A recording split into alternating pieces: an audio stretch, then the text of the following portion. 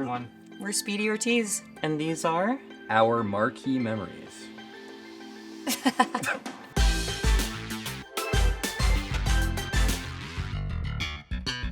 When I was 10 years old, I had this radio device that only scans, and I was walking through Chicago O'Hare Airport, and I think I picked up some college radio station because the song Down Rodeo came on. All the hairs on my body had raised. They were the band that kind of shaped my worldview, radicalized me. As a 12-year-old, I went to HF Festival. Rage Against the Machine were playing. It was just like a full body experience where you're there, you're locked in, and I just completely lost myself, and it was great. It was May 10th, 2015. Prince did a concert in Baltimore for the Rally for Peace. It was amazing. He is probably my favorite guitarist. Just an absolutely insane shredder. He's such a badass. But my favorite moment was actually, my favorite Prince song is Darling Nikki. And they didn't play a lot of songs that had any kind of raunchy content. So he kind of teased the audience by starting to play the beginning of that song, and everybody kind of freaked out. And then he was like, I'm just kidding. And then didn't play the song. Edging everybody. Yes, absolutely.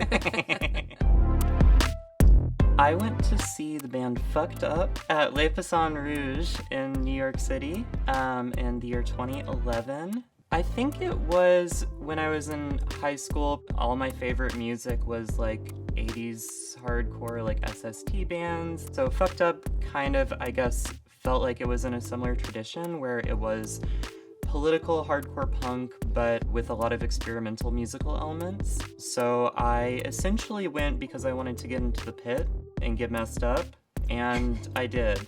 When I went home from the show, I had a bit of ringing in my ear. I got kicked in the head by a stage diver. But yeah, as a queer person, I've always been interested in alternate forms of intimacy, and I think that the community of a hardcore show with moshing can be a really powerful form of intimacy. The Fucked Up crowd, I would say, is there for a good time. I always had a good time, even if I was limping for a few days after. I'm about to really lower the bar intellectually by telling you about the No Doubt show I went to. I think in the year 2000, they played the Roseland Ballroom. I was 11. I went with two of my best friends from school who were twins, and I believe the way that we got in, my mom had been kind of part of just New York punk scenes when she was younger, and so she always had a buddy who had worked the coat check at a place. So I believe she talked her buddy into letting her bring 3 11-year-olds to the No Doubt show. Because we're little children, they had us in a balcony area where you overlook the stage. A thing about No Doubt, at least at this time, is that their drummer Adrian always played in a thong. And at some point, he probably did some crazy drum performance, and he stood up, and it was not the most full coverage thong. And I think my mom was like, am I in trouble for bringing these other kids to this show? But it worked out okay. Thanks for listening to our Marquee Memories. And catch us on tour to make some of your own.